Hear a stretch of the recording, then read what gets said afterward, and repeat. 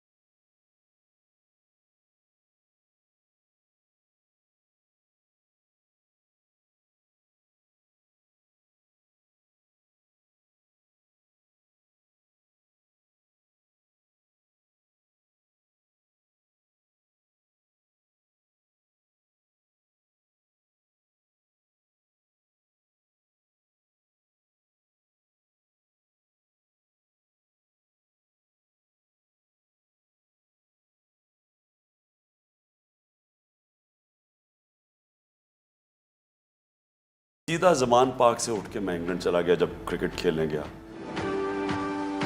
جو ایک دم ایک نئی انوائرمنٹ کا مجھے امپیکٹ پڑا اور 4 سال بعد پڑتا رہا، تو 4 سال کے بعد جب عمران خان آیا تھا وہ مختلف تھا جو یہاں سے 4 سال پہلے گیا تھا، کیونکہ ایک نئی انوائرمنٹ تھی، اس کا امپیکٹ پڑتا ہے۔ میں جب پہلا ٹیسٹ کھیلا تو مجھے یاد ہے میچ سے پہلے ساری رات میں سویا نہیں، اگلے دن میچ کا سوچ کے۔ میرا ٹارگٹ تھا کہ میں اس میچ میں 100 رن کروں گا اور 10 وکٹیں لوں گا۔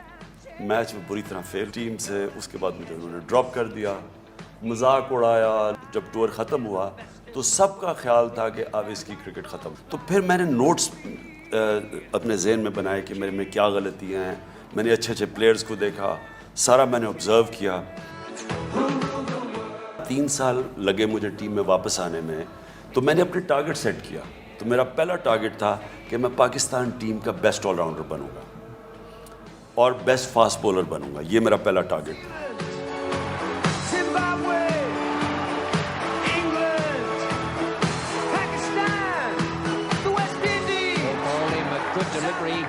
Cartwheeling the stump back and knocking the bail back some 35 yards. So the stump is stuck in the ground. جب میں کوئی 22 سال کا تھا، جب یونیورسٹی چھوڑی، تو پہلا 1 سال کے اندر ہی میں ٹیم کا بیسٹ آل راؤنڈر بن گیا۔ جب ٹیم کا بیسٹ آل راؤنڈر، تو میرا پھر اگلا ٹارگٹ تھا کہ میں دنیا کا بیسٹ آل راؤنڈر بنوں۔ لہٰذا میں نے پوری جدوجہد شروع کر دی، اور پھر پہلے کمپیریزن ہوئی، اس کے 4 ٹاپ آل راؤنڈرز تھے دنیا میں، تو ان کے ساتھ پھر مقابلہ شروع ہو گیا۔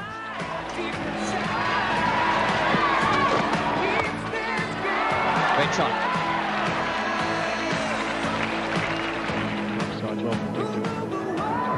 Hit it inward, and he could have got a hit of that.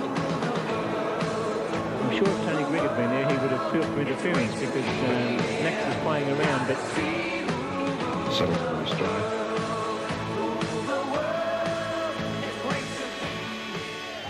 میں عمران کا جو کیریئر ہے اس کو سم اپ کروں گا چند الفاظ میں: ڈٹرمنیشن، پروفیشنلزم، ڈیڈیکیشن اور سنسیئرٹی، اور انتہائی ہارڈ ورکنگ کھلاڑی تھے وہ۔ اور ظاہر ہے کہ ان کا جو ایرا رہا ایز کیپٹن وہ پاکستان کا گولڈن پیریڈ تھا، اور اس میں پاکستان نے ہر جگہ کامیابی حاصل کی۔ کیپٹنسی کی سب سے بڑی جو ڈیمانڈ ہوتی ہے نا، جو کوالٹی ہوتی ہے، وہ ہوتا ہے کہ لیڈ فرام دا فرنٹ، اپنی مثال سے آپ ٹیم کو چلائیں۔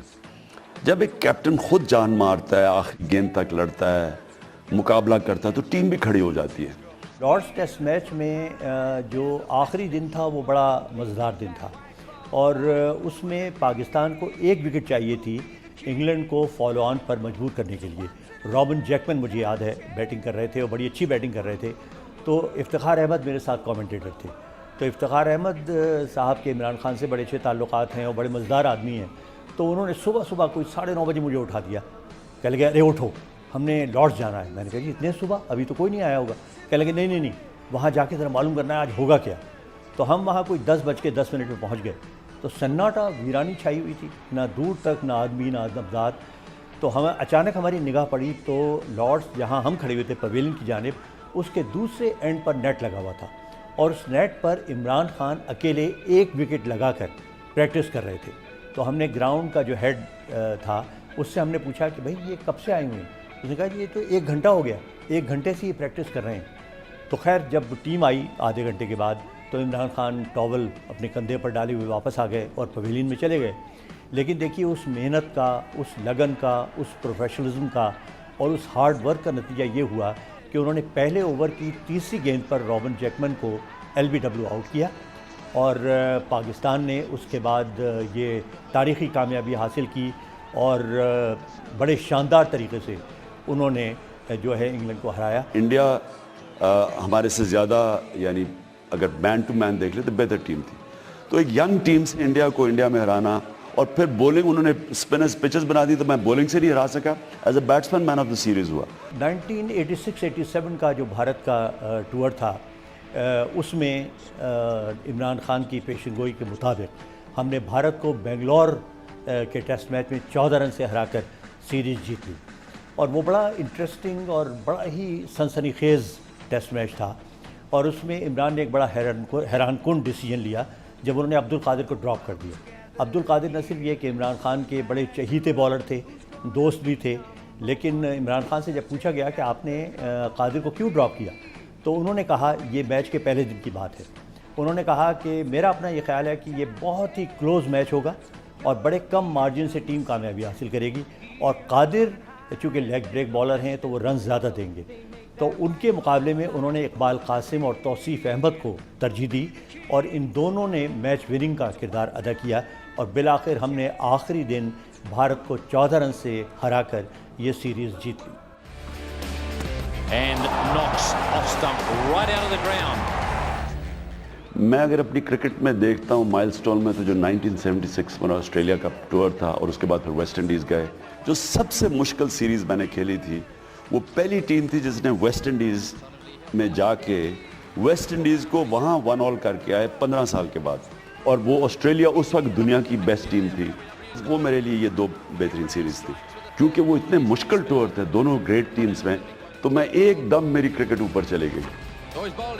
इमरान खान की डिटर्मिनेशन का अंदाज़ा आप इससे लगा लें कि इमरान खान ने हर टूर से पहले ये दावा किया कि वो इंग्लैंड को इंग्लैंड की सरज़मीन पर हराएंगे, भारत को भारत की सरज़मीन पर शिकस्त देंगे, वेस्ट इंडीज़ को वेस्ट इंडीज़ में हराएंगे और उनकी बात बिल्कुल 100% दुरुस्त साबित हुई।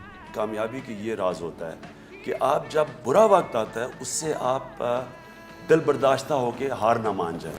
मैं हार नहीं मानता था, आखिरी गेंद तक मुकाबला करता था और अपनी हार से सीखता था। मैं अपना बेस्ट क्रिटिक था। हमारा किसी भी कॉन्सेप्ट ही नहीं था फिटनेस का। मैंने शुरू की पाकिस्तान टीम में, मुझे याद है मैं बाग़े जना में जब भागता था, जॉगिंग करता था, मैं आपको 70s की बात बता रहा हूँ। उनका एक अपना प्रोग्राम होता था फिटनेस का, ट्रेनिंग का। उस ज़माने में देते हमारे कोचेज़ और ऐसे रिवाज नहीं था वीडियो का, इसका उसका, मगर ये शख्स जो है ना वो पूरी अपनी डिटर्मिनेशन के साथ ऐसा लगता था जैसे कि यार इनको जो है वो टॉप पे ही रहना है और टॉप तक ही पहुंचना है। पाकिस्तान टीम में ट्रेनिंग सही माने में मैंने शुरू करवाई। उसकी वजह है कि मैं दुनिया में फिर रहा था, मैं देख रहा था बाहर लोग ज़्यादा फिट थे हमारे से बाकी खिलाड़ी, हमारे कॉन्सेप्ट ही नहीं था फिटनेस का। मुझे एडवांटेज ये थी कि HSN कॉलेज में हमारे पास फैसिलिटीज़ थी, तो वहाँ मैं सारी स्विमिंग भी करता था, स्क्वॉश भी खेलता था, तो ऑल राउंड फिटनेस उससे थी मेरे अंदर। मुझे याद है मैं जब कोई भी मैच में अच्छा करके आता था, माँ से प्यार था, माँ का लाडला था, तो पहली चीज़ मैं माँ के पास आता था। जब मैं घर आता टूर करके कामयाब हो गया, मैन ऑफ द मैच या सीरीज़ हो गया, तो पहली चीज़ मेरी माँ मुझे कहती थी, पहली चीज़ कि तकब्बुर नहीं करना, अल्लाह को तकब्बुर बहुत बुरा लगता है। ये जब से मैं यानी ये मेरे वालिद भी वालदा भी। तो ये जो तकब्बर होता है ना, ये तो मैं आपको इसका, ये एक इंसान की जो सबसे बदतरीन क्वालिटी है वो तकब्बर है। जो अल्लाह को सबसे ज़्यादा चीज़ पसंद है वो आजिज़ी है। सो लिहाजा ये इसको लोग मिस्टेक करते थे। मैं था शर्मीला, मैं एक बड़े छोटी इन्वायरमेंट में बड़ा हुआ। मैं सिर्फ ज़ुबान पाक था और HSN कॉलेज मेरी ज़िंदगी। उधर से उठ के मैं एकदम इंग्लैंड चला गया, लेकिन मेरी वो, मैं लोगों में कंफर्टेबल नहीं था। मुझे लोग अगर पहचान जाते थे रेस्टोरेंट में, मुझे शर्म सी आती थी क्योंकि मैं शर्मीला था। उसको लोग समझते थे तकब्बर। सारी क्रिकेट की जितनी मेरी ज़िंदगी थी मैं शर्मीला था। आप सोचें कि मैं जब कैप्टन बना, मैं तकरीबन 29 साल का था, मैं अपनी टीम को तकरीर नहीं कर सकता था। 11 खिलाड़ियों को मैं तकरीर करते हुए शर्म आती थी। इनकी जो पर्सनालिटी थी ना वो ये थी कि वो ये शाय थे बहुत ज़्यादा। ये जैसे आज मैं तो खुद अल्लाह की शान पे हैरान हूँ कि एक आदमी जो बहुत इंट्रोवर्ट था, वो जो बहुत ज़्यादा किसी से मिलना नहीं, किसी से ज़्यादा वो नहीं करना, अपना एक उनकी अपनी एक गैदरिंग, उनकी अलग अपना एक स्टाइल था। तो वो आदमी जो है आज पाकिस्तान का प्राइम मिनिस्टर है। तो ऑब्वियस सी बात है कि वो जलसों में जाना और तकरीरें करना, ये मैंने कभी इमरान खान के बारे में तस्वुर किया ही नहीं था। बड़े मेहनती इमरान खान, काफ़ी मेहनती हैं। वो लगे रहे अपनी हट के, बिल्कुल जिस तरह वो वर्ल्ड कप लेकर आए, उनका ख्याल था कि ये प्राइम मिनिस्टरशिप का जो कप है उन्होंने जीतना है, उन्होंने जीत लिया। 92 के वर्ल्ड कप में कभी नहीं भूल सकता। पर्थ में हम सेकंड थे, बॉटम से सेकंड। तो इमरान भाई की वो स्पीच मुझे आज भी याद है। इमरान भाई खड़े होके, उन्होंने टाइगर की शर्ट पहनी हुई थी। इमरान भाई ने उस दिन ये बात की थी हमारी पूरी टीम को बिठा के, अगर तुम लोग आज ये मैच जीत जाते हो, ऑस्ट्रेलिया को ऑस्ट्रेलिया में मार देते हो, वो उन्होंने न्यूजीलैंड का बात ही नहीं की। उन्होंने कहा आज का मैच जीत जाओ, हम वर्ल्ड कप जीत जाएंगे। If your leaders got a believe, team भी बिलीव करना शुरू कर देती है ना, एंड अल्लाह फिर क्या करते हैं, if and buts will go to your words, to your side. 92 का मीटिंग थी, तो फाइनल था। फाइनल बड़ा इंग्लैंड के साथ, इंग्लैंड की टीम बहुत अच्छी खेल रही थी और ग्राहम हिक्स सबसे अच्छी बॉलर।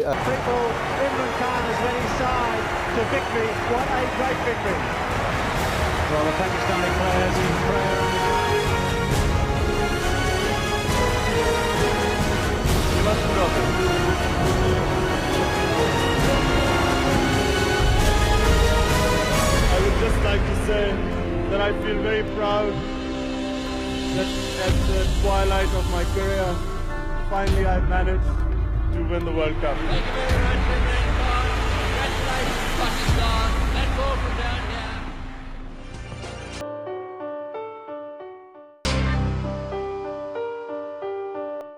मेरे देश में है इम्कान बहुत, आस उम्मीद अरमान बहुत। कहने के लिए जो यंगस्टर्स देख रहे हैं वो ये कि इंसान जो भी बनना चाहे, जो ख्वाब देखते ना, जो आप ज़हन में ख्वाब देख सकते हैं वो आप बन सकते हैं। इमरान खान हमारे सामने आए एक क्रिकेट हीरो के तौर पे। तमाम दुनिया के मैगजीन में तस्वीरें छपती थी और हम बड़े खुश थे कि हमारा जवान दुनिया पे छाया हुआ है।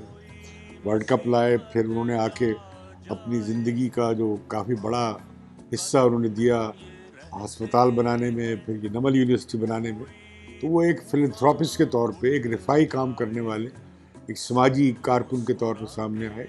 और वो जनरेशन जो उन्हें चंदा देती थी स्कूलों में, वो फिर बड़ी होकर PTI के नौजवान बन गए। इमरान खान ने जब शौकत खानम हॉस्पिटल शुरू किया तो ये मंसूबा था कि हर तरफ से उन्हें डिस्करेज किया गया और कहा गया बहुत बड़ा मंसूबा है, अव्वल तो इतने पैसे जमा नहीं हो पाएंगे, अगर हो भी गए तो उसके बाद इमरान खान इसको चला नहीं पाएंगे। लेकिन जनाब इमरान खान को जो रिस्पांस मिला उसकी एक मिसाल छोटे से वाक़े से मैं आपको देना चाहूँगा कि 1992 के बाद इमरान खान ने फ़ैसला किया कि वो फ़ंड रेजिंग के लिए निकलेंगे और फ़ंड रेजिंग उन्होंने लाहौर से शुरू की और फैसलाबाद तक उन्होंने जाना था। तो मैंने अपनी आँखों से देखा कि बच्चों ने, छोटे छोटे बच्चे 7-8 साल के, वो सड़क के किनारे खड़े हुए थे और मुड़े तोड़े वो नोट निकाल के 1 रुपये के, 5 रुपये के, 10 रुपये के इमरान खान के वर्कर्स को दिया करते थे और साथ में कहते थे जी हमने अपने जेब खर्च से जमा किए हैं, आप अगली दफ़ा जब आएंगे तो हम अपने अब्बू से, अपनी अम्मा से लेके आपको और पैसे देंगे। एक औरत मुझे याद है अचानक ट्रक के सामने आ गई और बड़ी बूढ़ी सी औरत, बड़े मैले कपड़े पहने हुए, उसको खैर ऊपर चढ़ाया गया इमरान खान के कहने पे कि भाई इससे पूछो कि क्या कहना चाहती है। اس نے اپنے دوپٹے سے میلا پھٹا ہوا دوپٹہ اس سے اس نے ایک گارڈ سی جو باندھی ہوئی تھی وہ کھولی اور اس میں سے 2 چوڑیاں اور ایک اس نے چین نکال کر عمران خان کو دینا چاہی. عمران نے منع کیا تو وہ رو پڑی. اس نے کہا جی میں تو پتہ نہیں کب سے انتظار کر رہی تھی کہ تم یہاں آؤ گے اور میں یہ تمہیں دوں گی, تو اگر تم یہ نہیں لوگے تو میں یہاں سے جاؤں گی نہیں, اور جب تم اگلی دفعہ آؤ گے تو میں پھر تمہیں کچھ دینا چاہوں گی. تم جس مقصد کے لیے کام کر رہے ہو وہ بہت بڑا ہے اور اللہ تعالیٰ تمہیں کامیاب کرے.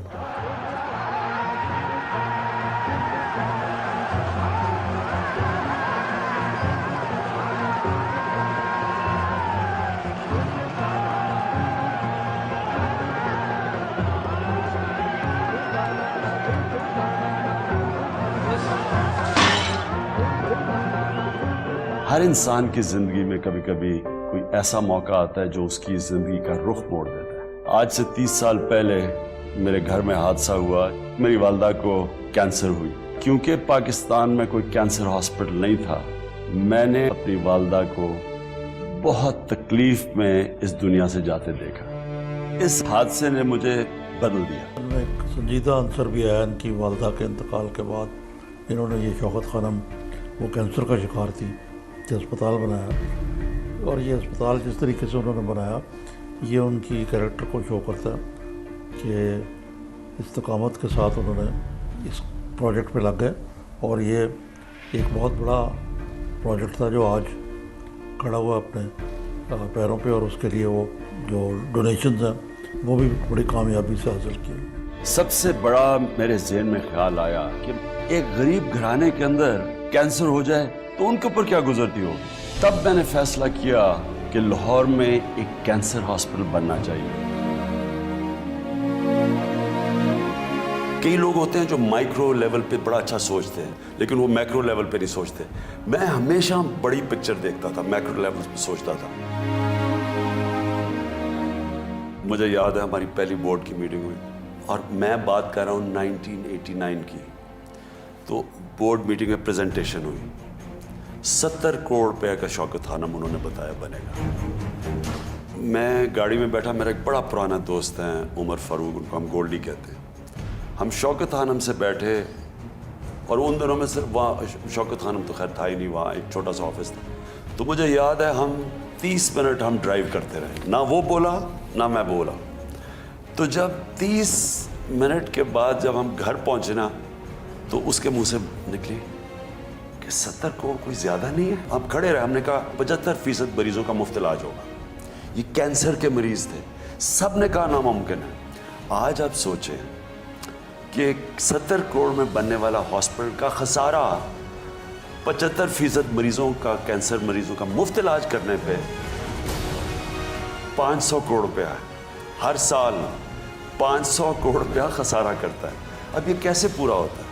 کون سمجھتا ہے کہ اتنا زیادہ, کون سا ادارہ ہے جو خسارہ کر کے اگلے سال زیادہ پیسے آتے ہیں؟ تو یہ یعنی اللہ آپ کا. اس وقت آج تو پرائم منسٹر نے 10 اسپتال بنا لیں گے, مگر ایک ایسے وقت میں جب جہاں پہ کینسر کے لیے کوئی ریسرچ نہیں تھا, کوئی کچھ نہیں تھا, ایسے وقت میں انہوں نے یہ بیڑا اٹھایا اور وہ اسپتال بنایا اور لوگوں کو دکھایا کہ بھئی یہ ایک آدمی تنہ تنہا یہ کام کر سکتا ہے, اور جدید قسم کی ہر چیز سہولت اس میں پہنچائی ہے.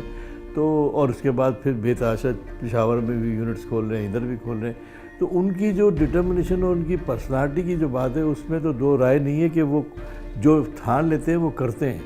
مجھے پتہ ہے کہ مجھے بڑے بڑے خواب دیکھنے کی عادت ہے, لیکن یہ عادت آپ ہی نے ڈالی ہے. عمران خان گریٹ آرگنائزر ہیں. انہوں نے یہ اسپتال کوئی چھوٹی بات نہیں تھی, یہ یونیورسٹی کی چھوٹی بات نہیں تھی. ان کی کیپیسٹی ہے. میں یہ خان صاحب کو داد دیتا ہوں کہ ان کے کازز میں اتنی کریڈیبلٹی تھی کہ جو بھی اس کاز کے اوپر اگر جانتا بھی نہیں تھا, پہلی بات تو یہ ہے کہ وہ جانتے تھے, اور اگر نہیں جانتے تو جب وہ تھوڑی سی بھی ریسرچ کرتے تھے خان صاحب پہ اور ان کے کازز پہ, اس میں اتنی کریڈیبلٹی, اتنی ٹرانسپیرنسی تھی کہ وہ کوئی بھی باہر کا بندہ مائنڈ نہیں کرتا تو ڈونیٹ کرتے ہیں. میں نے کئی ان کے لیے فنکشنز کیے تھے, سنگاپور میں کیے تھے, لندن میں کیے ہیں کافی. اس میں نان پاکستانیز نے بہت زیادہ شرکت کی. تو یہ اس لیے کیونکہ ایک کریڈیبلٹی ہے, لوگ پاکستان کو دینا چاہتے ہیں, انوالو ہونا چاہتے ہیں, لیکن ان کو کریڈیبلٹی نہیں ملی.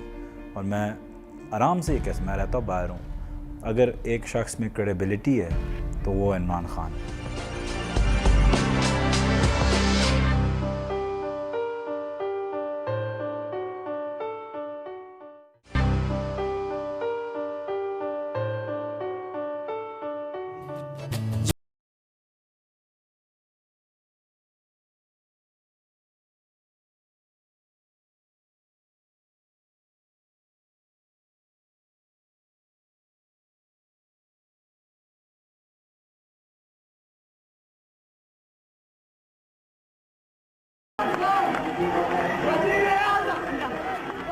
اصل میں جو میرے میں چینج آیا وہ پالیٹکس لے کے آئی. اور پالیٹکس جو آپ کا پیشن ہوتا ہے, جو آپ کی مشن, جو آپ کا جنون ہوتا ہے, وہ آپ کو چینج کر دیتا ہے. تو جو آدمی کبھی 11 کھلاڑیوں کے سامنے تقریر نہیں کرتا تھا, تو اب میں لوگوں کے سامنے تقریر کرتا ہوں, مجھے اب کوئی ایمبیرسمنٹ نہیں ہوتی.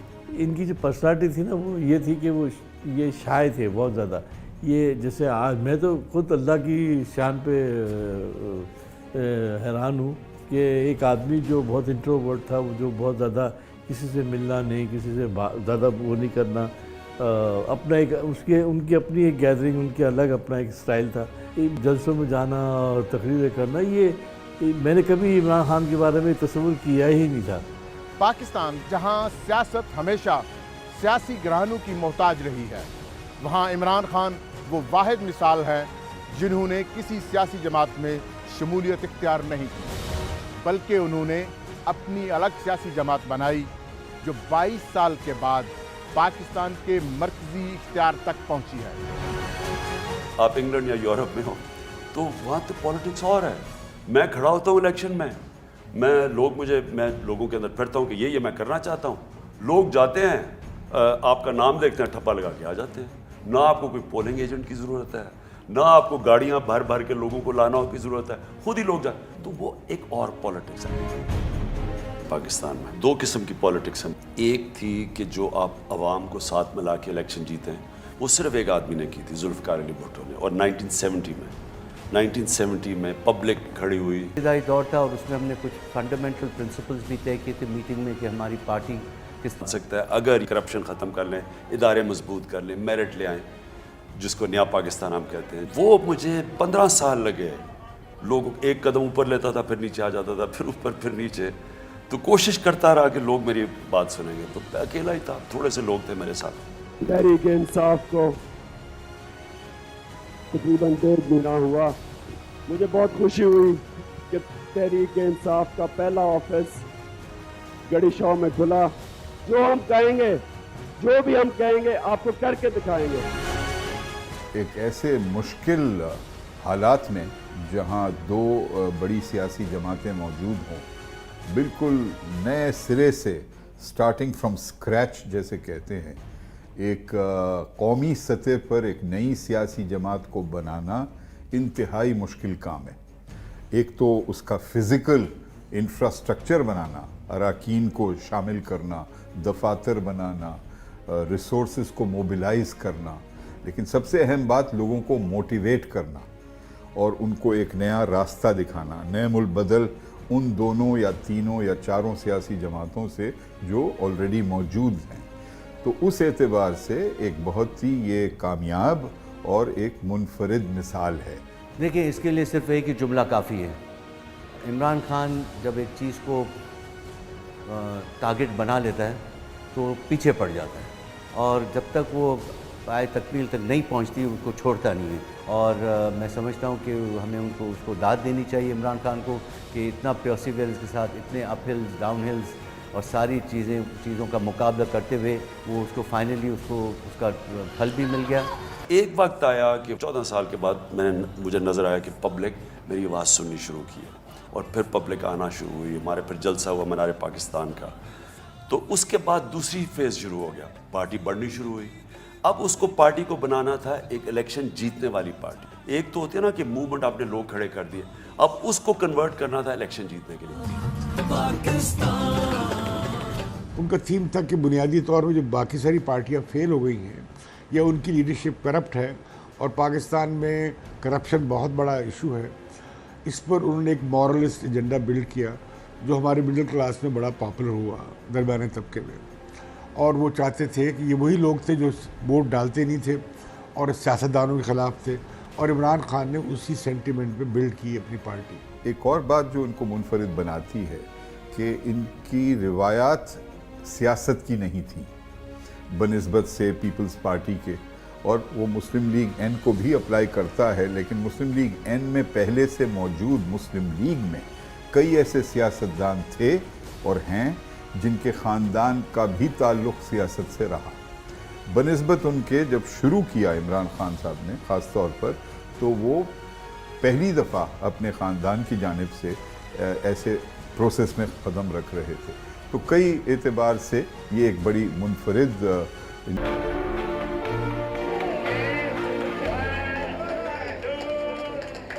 مہاتر محمد ملیشیا میں آیا پاور میں، پولیٹیکل کلاس تو وہی تھی، کوئی نئی پولیٹیکل کلاس اس نے امپورٹ تو نہیں کی، وہ ملیشیا کی پولیٹیکل کلاس تھی۔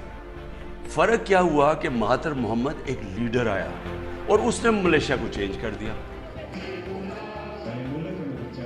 ہم اس غلط فہمی میں ہیں کہ اگر اس ملک میں ہم آگے نہیں بڑھے یا اگر ہمارے ملک کے حالات بگڑ گئے ہیں تو ان الیکٹیبلز کی وجہ سے گیا ملیشیا میں 93 سال کی عمر میں۔ کیوں آئے ہیں؟ کیونکہ وہ جو ملیشیا چھوڑ کے گئے تھے وہ نیچے جا رہا تھا، کرپشن آ گئی تھی اور قوم پھر ان کو واپس لے کے آئی۔ 1985 کے اندر ایک بہت بڑا ظلم ہوا تھا پاکستان کی سیاست سے۔ ایک ملٹری ڈکٹیٹر نے سوچے سمجھے اس ملک میں نظریاتی سیاست ختم کر دی، کوئی نظریہ نہیں، کوئی منشور نہیں، تو کیا ہوا؟ خرید و فروخت شروع ہوئی، ڈیولپمنٹ فنڈز کے نام پہ پارٹی بنائی گئی، لوگوں کو اکٹھا کیا گیا۔ اس دن سے آج تک پاکستان کی پولیٹکس کے اندر نظریہ نیچے چلا گیا، مفادات اوپر آ گئے۔ جب تک اس ملک کے اندر ایم این اے اور ایم پی کو یہ جو رشوت دیتے ہیں ڈیولپمنٹ فنڈ کے نام پہ، یہ ختم نہیں ہوگا، بلدیاتی نظام کو مضبوط نہیں کریں گے تاکہ ڈیولپمنٹ نیچے ہو۔ اس بار ہم نے کوئی ڈیولپمنٹ فنڈ اپنے M N A MPs کو اس لیے نہیں دینے کہ یہی ہے کرپشن یہاں سے شروع ہوتی ہے، کانٹریکٹر آ جاتے ہیں، ایم پیز بن جاتے ہیں۔ عمران خان عوام کا پیسہ ایمانداری سے کلیکٹ کر کے ایمانداری سے عوام پہ خرچ کرے گا۔ ایشو یہ ہے کہ جو لوگ اوپر حکومت میں بیٹھتے ہیں وہ بلیاں بیٹھ جاتی ہیں دودھ کی حفاظت کرنے کے لیے، وہ ملک کا پیسہ چوری کر کے جو پیسہ عوام پہ لگنا چاہتی ہے وہ باہر چلا جاتا ہے، یا وہ ہمارے پاس پیسہ نہیں ملک چلانے کے لیے۔ یہ ہے ایشو پاکستان کا۔ کرپشن ایشو بن چکا ہے کہ کیا جس کو بھی ہم ووٹ دیں گے وہ ہمارا پیسہ دیانتداری سے رکھے گا، جو ملک کا خزانہ ہے اس کا دیانتداری سے دھیان رکھے گا، ہمارا ٹیکس کا پیسہ ہمارے پہ خرچ کرے گا بجائے اپنے اوپر۔ پاکستان ایک سٹیٹ ایسے بن گئی ہے کہ عوام صرف حکومت یا حکمرانوں کی خدمت کرنے کے لیے رہ گئی، یعنی حکومت کا کام ہوتا ہے کہ عوام کی خدمت کرے، یا الٹا ہے۔ ہم نے یہ سارا سسٹم چینج کرنا ہے، یعنی جب تک ایک عام آدمی کا سٹیک نہ ہو پاکستان کے اندر، عام لوگ کیوں ٹیکس دیں گے؟ آمدنی ہماری کم ہے، ہمارا ٹیکس نہیں کٹا، خرچے زیادہ ہیں، خسارہ بڑھتا گیا، قرضے بڑھتے گئے۔ دوسرا ٹریڈ ڈیفیسٹ بڑھ گیا، ہماری ایکسپورٹس بنگلہ دیش کی ہمارے ساتھ تھی اوپر چلی گئی، ہم نیچے آ گئے، انڈیا کی کہاں سے کہاں پہنچ گئی، ہم نیچے آ گئے، تو ہماری امپورٹس بڑھ گئی، تو جو ہم بیچتے ہیں دنیا کو اور جو ہم خریدتے ہیں اسے بہت بڑا خسارہ ہے۔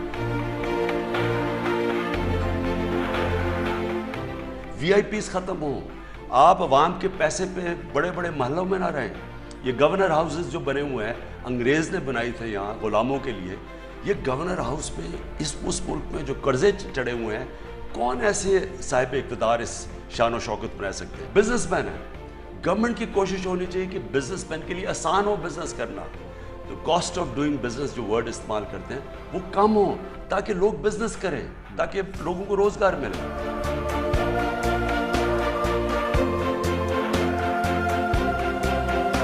پاکستان کا اس وقت سب سے بڑا اثاثہ اوورسیز پاکستانی، صرف ایک اہم کام کر دیں کہ اوورسیز پاکستانیز کے لیے وہ انوائرمنٹ بنا دیں کہ وہ پاکستان میں آ کے انویسٹ کر دیں۔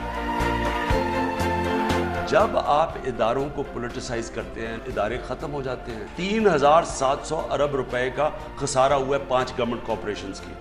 जो बड़े बड़े PIA, रेलवे, वापडा वगैरह, हमने इसका पूरा प्लान बनाया हुआ है। इनको हमने करना क्या है कि इनको एक होल्डिंग कंपनी में ले आएंगे और हमारी कोशिश होगी कि इनको बिल्कुल पॉलिटिकल प्रेशर से निकाल के इनको प्रोफेशनल इदारे बना दें।